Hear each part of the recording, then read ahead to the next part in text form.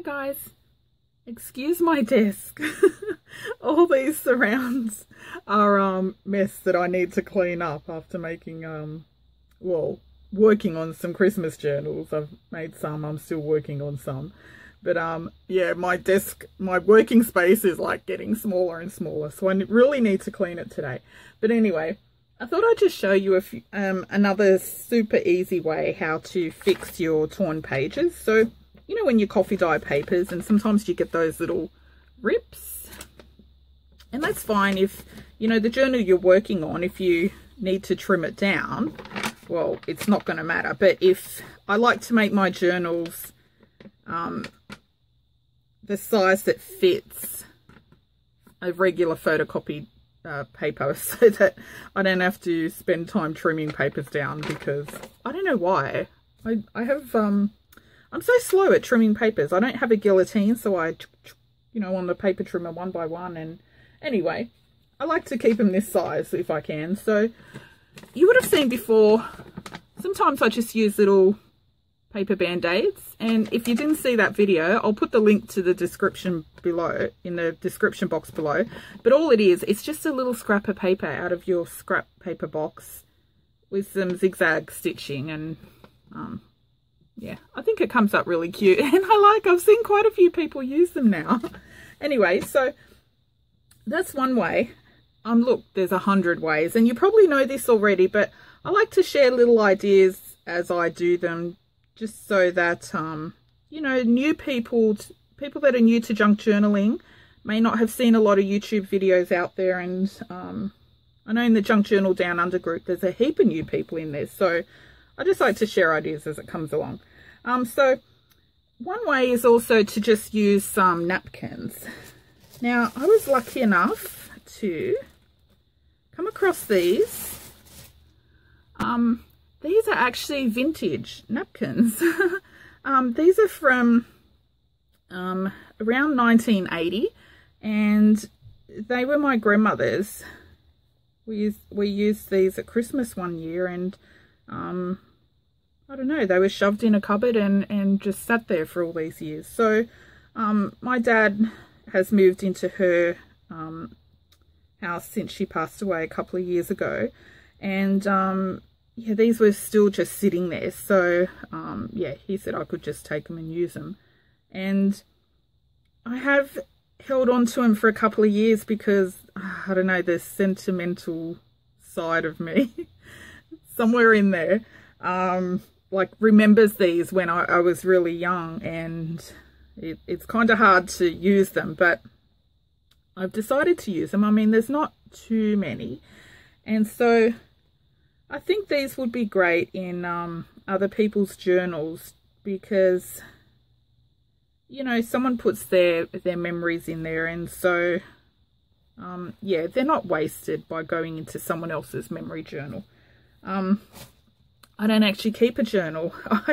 I like to make them, and I like to see other people use them and write in them, and I love seeing people's flip throughs of completed journals, but I don't journal myself, so it's not like I would put one into my own journal since I don't have one. But anyway, I'm blabbing again, aren't I? So what I've been doing with some of the ripped pages, since I'm working on Christmas journals, I thought it would be a good time to use these. And I've kind of run out of coffee dyed paper. It's been raining here the past 5 days, so I haven't been able to dry any papers outside, and I really hate doing them in the oven. So I'm just going to repair a few of the torn pages that I've put aside in different ways, and this is one of the ways. So all I've done, I'll show you this one's still drying. So I've just taken a piece of the napkin, and you probably all know this already, but when you open the napkins, there's 1 or 2 layers of white tissue paper there. Just remove that, and I just normally remove it. I just give it a squish like that and just pull it off. Some people use tape, some people use a glue stick, but yeah, I just find if you just rub it like that, you know, and open it like a chip packet. It usually comes off fine. And depending on how you want the finish of your napkin, I like mine with the little jaggedy effect because I like it to go on the paper uneven, like this.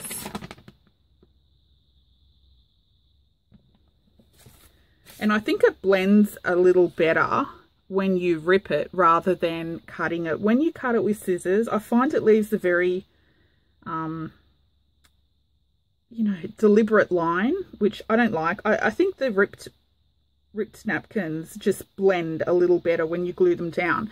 But anyway, the way I do it, I just get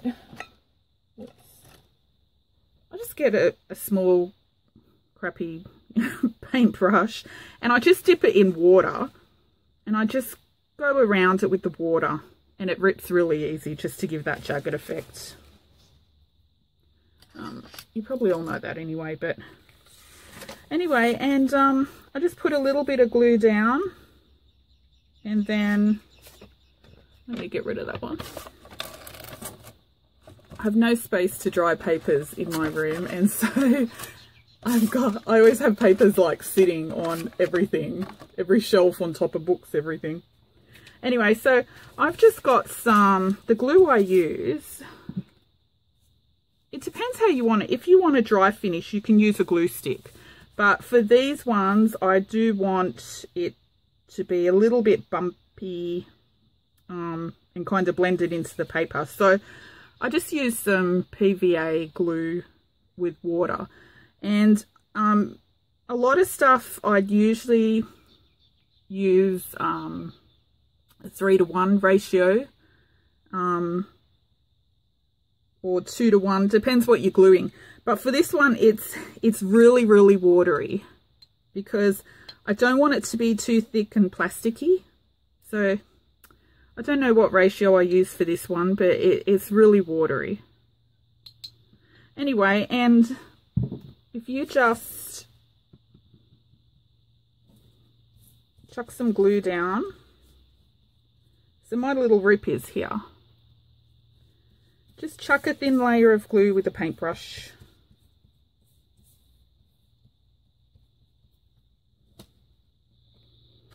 And this one I'm just going to wrap the napkin over like I did in that last one. Just pat it down.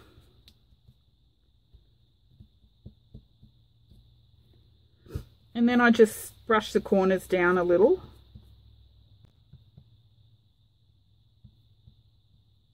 And I don't mind if there's wrinkles. I actually prefer if there's some wrinkles. I don't like it completely flat. If you do want it completely flat, there's another way you can just iron it with some cling wrap.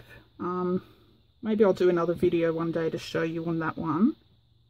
And that kind of comes out like, you know, wallpaper. It feels beautiful. It feels like fabric paper, but and then I'm just going to give it a little brush over top. Not much.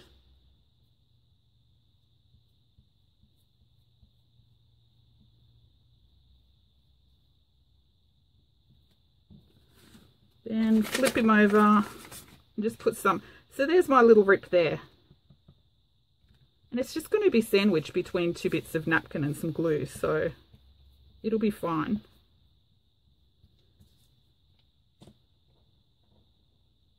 I know some people are probably thinking, why is she showing this? It's so obvious, but you know, new people to junk journals still aren't quite sure what you do with a junk journal, so any little ideas helps. And from this, then you think of other ideas of what to do, and you think, oh, I can do this or do that. And anyway, then I just give that a little go over.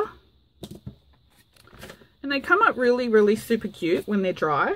I'll let these dry and then I'll come back and show you the finished ones. That's it.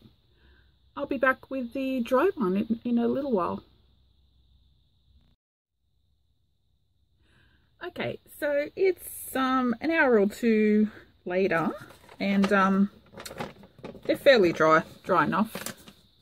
I'd probably leave them another hour or two before I even put them in a book, just to make sure nothing sticks. But that's how they come up.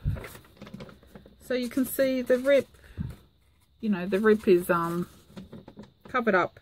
It's not going to tear any further. And you do get a little bit of a glue mark around there if you know, put too much glue outside of where the napkin's going, but I don't mind that. Since I've done mine on coffee dyed papers anyway, it kind of blends in a bit. So now I'll just fold this guy in half. And he'll go into a journal exactly like that. So you've got a decorated page already. Actually, you can see the shine when, you know, if you catch it in the light, but I mean, you can always make sure you don't go out too far. I don't mind. So there's some others. I think they turned out really cute, especially on the really heavy dyed, coffee dyed paper. The really dark ones. This one's super dark. I think that kind of old style napkin looks really nice on the coffee dyed papers.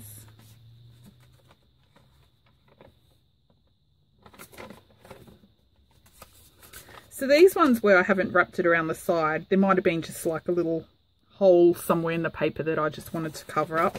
And from the other side, can't even see where it is.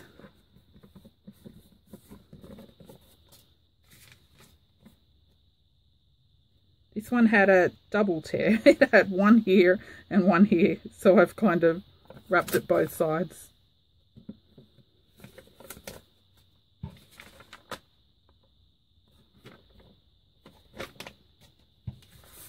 This one's quite a dark page as well.